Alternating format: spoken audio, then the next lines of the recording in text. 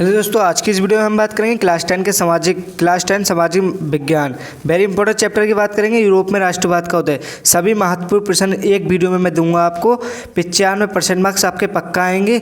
मैं आपके इसमें अति लघु, दीर्घ लघु, बहुविकल्प, लघु उत्तरीय सब सॉल्व करवाऊंगा। चलिए वीडियो स्टार्ट करते हैं। तो आपका नंबर 1 क्वेश्चन है बहुविकल्प में। सबसे पहले मैं करवाऊंगा आपका बहुविकल्प है। आपका पहला प्रश्न है, राष्ट्रवाद का प्रारंभ जिस देश से हुआ वो है। राष्ट्र का प्रारंभ किस देश से हुआ, वो कौन सा देश है? नंबर 1 है आपका जर्मनी, नंबर 2 आपका इटली, नंबर 3 है आपका फ्रांस, नंबर 4 है आपका इंग्लैंड। तो मैं बता दूं आपका है तीसरा वाला फ्रांस से हुआ। राष्ट्रवाद का प्रारंभ जिस देश से हुआ वो है फ्रांस है। Very important. आपको मैं ऐसे क्वेश्चन सॉल्व करवाऊंगा जो हर साल पूछे जाते हैं।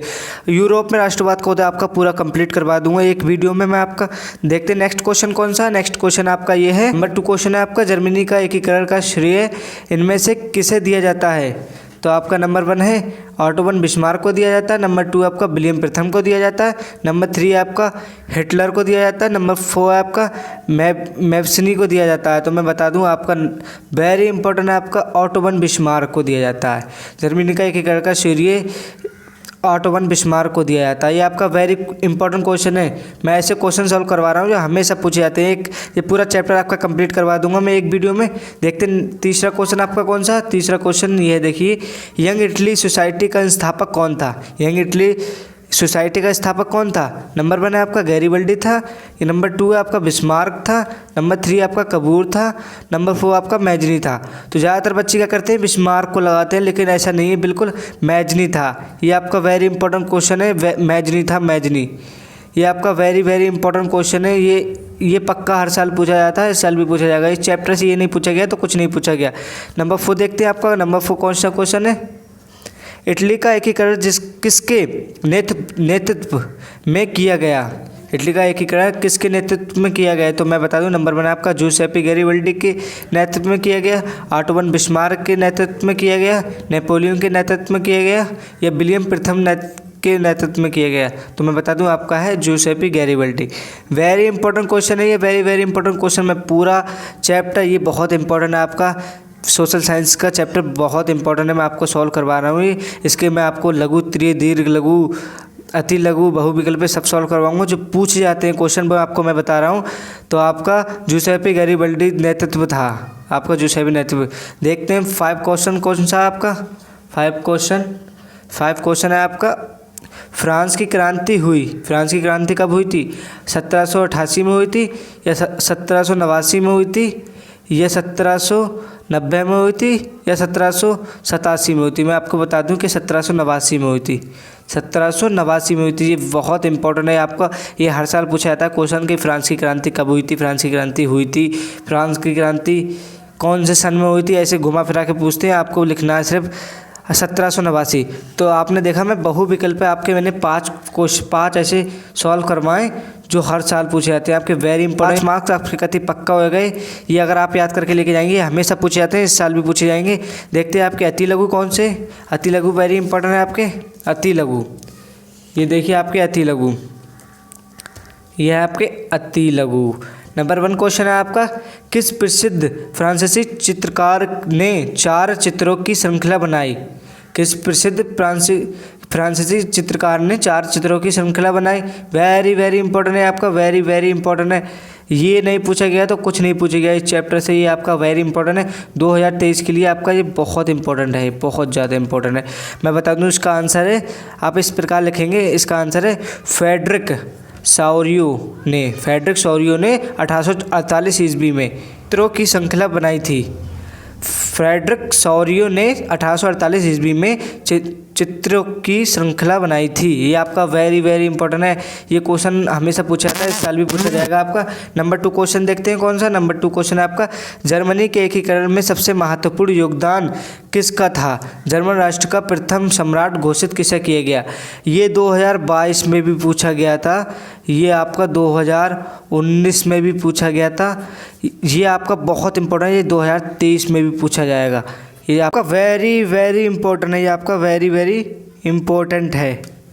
अगर ये क्वेश्चन नहीं पूछा गया तो कुछ भी नहीं पूछा गया बोर्ड एग्ज़ाम में। इसका आंसर देखते हैं क्या है।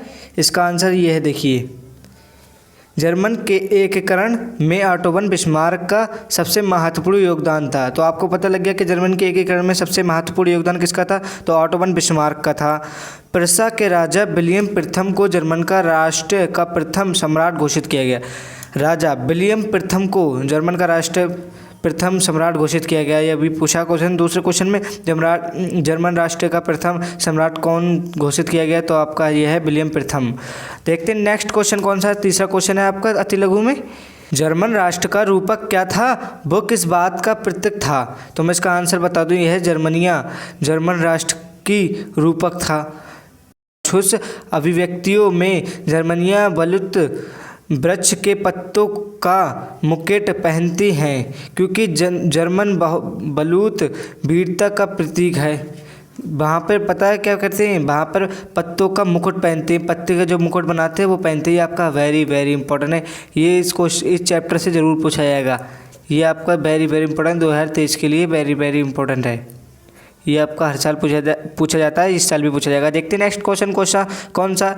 नंबर 4 क्वेश्चन है आपका, निरंकुशवाद से क्या तात्पर्य है। निरंकुशवाद से क्या तात्पर्य है, इसका आंसर मैं बता दूं कि एक ऐसी सरकार या शासन व्यवस्था जिनका सत्ता पर किसी प्रकार का कोई अंकुश नहीं होता है। जो सत्ता होती है, जो समाज होता है, सत्ता मतलब समाज, तो सरकार का कोई अंकुश नहीं होता, कोई भी वो नहीं होता, उन पर जोर नहीं होता, वो अपनी मर्जी से। सरकार जनता के अनुकूल कार्य नहीं करती। ये अत्यंत सैन्य बल पर आधारित और दमनकारी सरकारें होती हैं। जो मतलब यानी पहले की सरकारी कैसे होती थी कि वो अपनी मर्ज़ी से कुछ भी करते थे, और आज की सरकार है कि जनता उन्हें चुनती है। तो बहुत फ़र्क था, उतने टाइम राजा होते थे, इतने टाइम सरकार होती है, समाज अपना खुद चुनता है नेता। 4 क्वेश्चन सॉल्व करवाएं, 4 क्वेश्चन आपका, 4 क्वेश्चन का ये आपका हो गए 8 नंबर। ये आपके 8 नंबर बहुत इंपॉर्टेंट है आपके। मैंने 4 क्वेश्चन करवाए, ये आपका पक्का आएंगे, पक्का ये क्वेश्चन पक्का आएंगे आपके बोर्ड एग्जाम में। 2023 में अगर ये क्वेश्चन नहीं पूछे गए तो कुछ भी नहीं पूछा गया। यूरोप में राष्ट्रवाद का उदय, ये आपका बहुत इंपॉर्टेंट है, आपका वेरी वेरी इंपॉर्टेंट है आपका यूरोप में राष्ट्रवाद का उदय। ये मैंने आपका बहुत इंपॉर्टेंट है, आपका सोशल साइंस में सबसे वेरी इंपॉर्टेंट चैप्टर है ये आपका। अब देखते हैं लघु उत्तरीय प्रश्न कौन से आपके बहुत इंपॉर्टेंट है। लघु उत्तरीय प्रश्न यह है, देखिए लघु उत्तरीय प्रश्न में आपके मैं 2 क्वेश्चन सॉल्व करवाऊंगा। ऐसे ही आपके 8 नंबर बिल्कुल पक्के हो जाएंगे। आपके 2 क्वेश्चन में 8 नंबर बिल्कुल पक्के हो जाएंगे आपके पक्के। तो देखते हैं नंबर 1 प्रश्न कौन सा। 1848 की उदारवादी क्रांति का क्या परिणाम हुआ। यह आप जी पूछ रहा है कि 1848 की उदारवादी क्रांति का क्या परिणाम हुआ, मतलब क्या फ़ायदा हुआ। तो मैं बता दूं, इसका आंसर है रूढ़िवादी शक्तियां 1848 में उदारवादी आंदोलनों को दबा पाने में कामयाब हुई, किंतु वे पुरानी व्यवस्था बहाल नहीं कर पाई। राजाओं को ये समझ में आना शुरू हो गया था कि उदारवादी राष्ट्रवादी क्रांतिकारियों को रियायतें देकर ही क्रांति को समाप्त किया जा सकता था। अतः 1848 आपको, अगर आप सन डालते रहेंगे तो बोर्ड एग्जामिनर को लगेगा कि आपने पूरा पढ़ा है, तो आपको 100 में से 100 मार्क्स पक्का देगा। बोर्ड एग्जामिनर 100 में से 100 मार्क्स पक्का देगा आपको। तो आपको सन जरूर डालना है। अतः 1848 के बाद के वर्षों में मध्य और पूर्वी यूरोप की निरंकुश राजशाहियों ने उन परिवर्तनों को प्रारंभ किया जो पश्चिमी यूरोप में 1815 से पहले हो चुके थे। इस प्रकार हैब्सबर्ग अधिकार वाले क्षेत्रों और रूस से भूधस्तव और बंधुआ मजदूरी कर दी गई।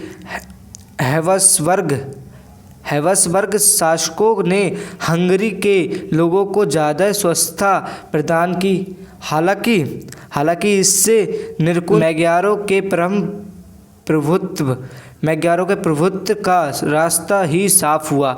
ये आपका वेरी वेरी इंपॉर्टेंट है। आपके ये 100 नंबर बिल्कुल पक्के हो जाएंगे। आपने सोशल साइंस की अगर तैयारी नहीं की तो हमारे चैनल पे जाके पूरी सोशल साइंस की तैयारी करवा दी। हर चैप्टर के बारे में डिटेल में बताएंगे हम आगे, चैप्टर बाय चैप्टर कंप्लीट करवाएंगे। अगर आपको ये चैप्टर से कुछ फ़ायदा हुआ तो आप ज़रूर बताना, हम और चैप्टर की वीडियो बनाएंगे ज़रूर। आपके 100 नंबर पूरे पक्के करवाएंगे सोशल साइंस में। देखते हैं आगे कौन सा क्वेश्चन है। क्वेश्चन नंबर 2 है आपका, जर्मन एकीकरण की प्रक्रिया का संक्षेप में पता लगाएं।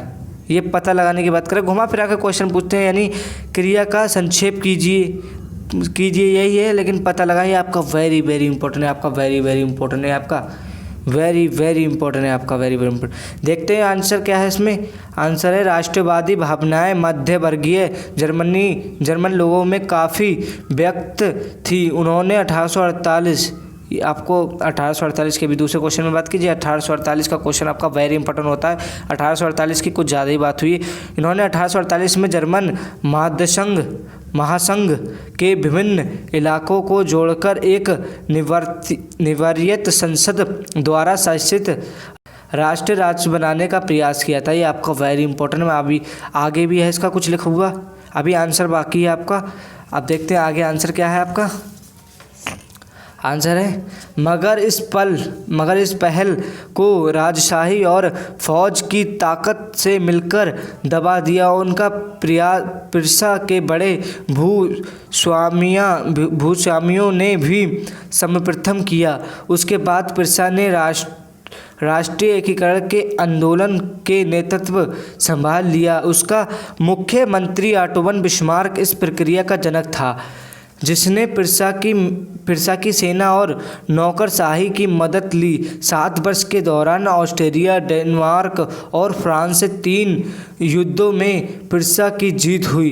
तब एकीकरण की प्रक्रिया पूरी हुई। जनवरी 1871 में कर्सरिया हुए एक समारोह में राजा विलियम प्रथम को जर्मनी का सम्राट घोषित किया गया। तो आपने देखा कि एक बंदे से जंग जीती नहीं जाती है, एक बंदे से। तो इन्हें क्या करा, विलियम प्रथम ने पिरसा की सेना की नौकरशाही मदद ली। 7 वर्ष के दौरान ऑस्ट्रेलिया, डेनमार्क, फ्रांस 3 युद्धों में जीते। ये पिरसा की मदद लेके, कुछ नौकरों की, कुछ सेना की, कुछ फौजों की मदद लेके ये जीते। तो आपको कुछ इस प्रकार ही लिखना है। अगर आपको थोड़ा कन्फ्यूजिंग सा हो रहा है तो आप लिख के याद कीजिए। आप लिख के याद कीजिए, और आप अपनी मर्ज़ी से भी लिख सकते हैं। जैसे आप इसका चैप्टर पढ़ लेंगे तो आपके समझ में आ जाएगा आपको क्या है। ये आपके 100% पक्का हो जाएंगे इस चैप्टर से आपके सोशल साइंस में। तो देखते हैं दीर्घ लघु में आपके में क्वेश्चन खाली बताऊँगा आपको। क्वेश्चन अगर इन क्वेश्चन के आंसर आप याद करेंगे तो बहुत इंपॉर्टेंट है आपके जी दीर्घ लघु। तो अगर आप चाहेंगे तो मैं अगली वीडियो में बता सकता हूँ। टोटल दीर्घ लघु की वीडियो बना के आपके वेरी इंपॉर्टेंट की मैं दे सकता हूँ आपको। तो नंबर 1 क्वेश्चन है आपका 1789 की फ्रांसीसी क्रांति की एकीकरण और प्रभाव का वर्णन कीजिए। ये आपका वेरी वेरी इंपॉर्टेंट है, वेरी वेरी इंपॉर्टेंट है। ये आपका 2023 में अगर ये नहीं पूछा गया तो कोई सा क्वेश्चन नहीं पूछा जाएगा। ये आपका दीर्घ लघु का बहुत इंपॉर्टेंट है, बहुत ज़्यादा इंपॉर्टेंट है आपका ये। अगर आप चाहेंगे तो मैं दीर्घ लघु की पूरी एक वीडियो बना के आपको दे दूंगा वेरी इंपॉर्टेंट क्वेश्चनों की। तो देखते हैं दूसरा क्वेश्चन कौन सा आपका। दूसरा क्वेश्चन ये रहा, इटली की एकीकरण की प्रक्रिया का वर्णन कीजिए। इटली की एकीकरण की प्रक्रिया का वर्णन कीजिए। मैंने आपके 2 क्वेश्चन बताए, आपके बहुत इंपॉर्टेंट है, आपके वेरी वेरी इंपॉर्टेंट है, वेरी वेरी इंपॉर्टेंट है आपके। अगर आपने इन्हें सॉल्व किया तो आपको 100 में से 100 मार्क्स देने से बोर्ड एग्जाम तक नहीं रुकेगा अपने हाथ। आपको मैं 2 क्वेश्चन अगर आप चाहें तो दीर्घ लघु की मैं वीडियो दे सकता हूँ। तो जैसा कि आपने देखा, मैंने आपका यूरोप में राष्ट्रवाद का उदय सॉल्व करवाया। मैंने आपके बहुविकल्पीय, अति लघु, बहुविकल्पीय, दीर्घ लघु, लघुत्तरीय प्रश्न सॉल्व करवाए मैंने। ये आपका चैप्टर पूरा कंप्लीट करवा दिया मैंने। सभी प्रश्न आपके एक वीडियो में कंप्लीट कर दिया। आपके इस वीडियो से पूरे 95 मार्क्स पक्का आएंगे। आपके 100% बोर्ड एग्जाम में पक्का आएंगे आपके। कोई भी नहीं रोक सकता आपने। आज की वीडियो में बस इतना ही, मिलते हैं नेक्स्ट वीडियो में। Thank you.